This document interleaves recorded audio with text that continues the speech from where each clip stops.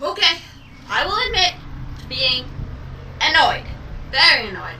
I just finished filming this, but I realized you couldn't see, like, most of my face, so I'm trying a slightly different angle because I need to get a lift for my camera, the way it's set up now. Anyhow, it was a great video. I was, like, constantly mentioning my fruit salad that I just finished eating that had fresh strawberries and mulberries, like, from our garden, newly picked, and it was just a great little video, and now I gotta do it, and we talk about it, and I don't want to, so, up in the corner there, you will see that, I've already done a video about my Kindle Unlimited Readathon this week. That's because this week the Nieflings came to visit and I read a ton of little kids' books. I also read some other books. So, let's talk about those. I continued. I'm uncertain at the moment as to whether or not I'll finish it. I continued The Hobbit. For those of you who don't know what The Hobbit is, The Hobbit is the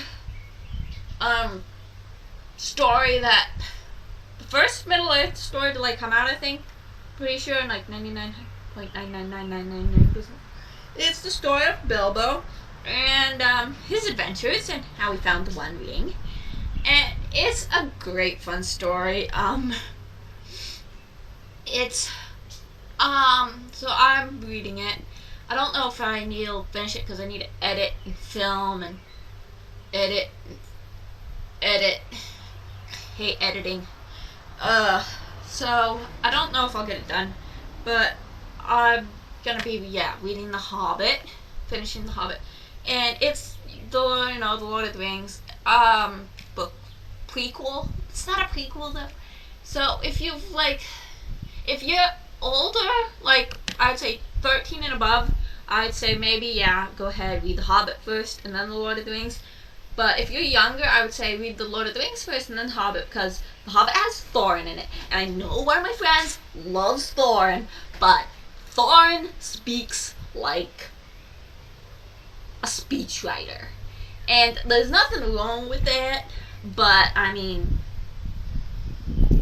The Hobbit, I would say, is a great book to listen to as an audiobook.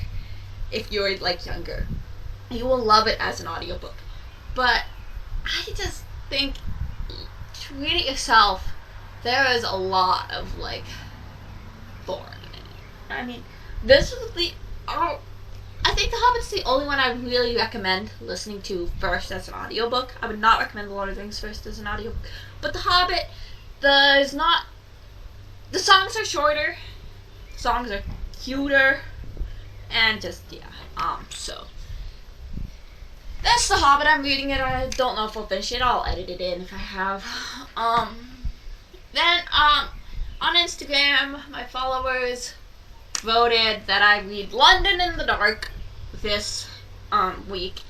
And London in the Dark is, they were like, you should read a fairy tale retelling. Because what I do is I choose genres, and I choose 2 books from the genre. So last week it was fairy tale retelling and, historical fiction. So everyone was like, fairy tale retelling, and then they picked me a historical fiction mystery thriller thing that I was putting off until like today. What day is it? It's Thursday. It was yesterday. So, and then I read it, and I read it in one day. It's really short, really short, like 230 pages. It's really short, it's really cute, it's very Christian. Like, all the characters end up as good, strong Christians. And, oh yes, before I forget, again, after about a quarter to a third of the way through the book, all of a sudden you start getting, from the villain's perspective, story scenes. And I know some people really hate that, but I appreciated it, because by this point, the reader, knew precisely who the villain was. You knew, like, all the details. Like, I was overthinking it because I was listening to Cleek recently, and Cleek is overthinky. But you, like, know who the villain is. You know, like, his background. Well, you don't know his background, but you do. I don't know how to explain it without the but sorry, it's dusty. So, you start getting points of view from the villain, and it's great. I would highly recommend. I really liked, but it was a fine book, but the brother and sister, Olivia and Cyril, and they did not talk to each other. They refused to talk to each other. They were like, I should talk to him. No. He was like, their parents, at the beginning of the story, their parents die. And there's like, no, like, maybe this is being stressful. I mean, there is. That's like one of the big points is, oh, it's so stressful for Olivia because she's underage. But Olivia never seems to think maybe Cyril isn't doing as well as he's acting. And he's like a private investigator, you know, and it's just, you guys need to talk. And talk some more! Anyhow. Then I read Happy Holidays Book 6, and I did not bother looking up the title. I'm sorry. You'll just have the cover here to look at if you really want to know.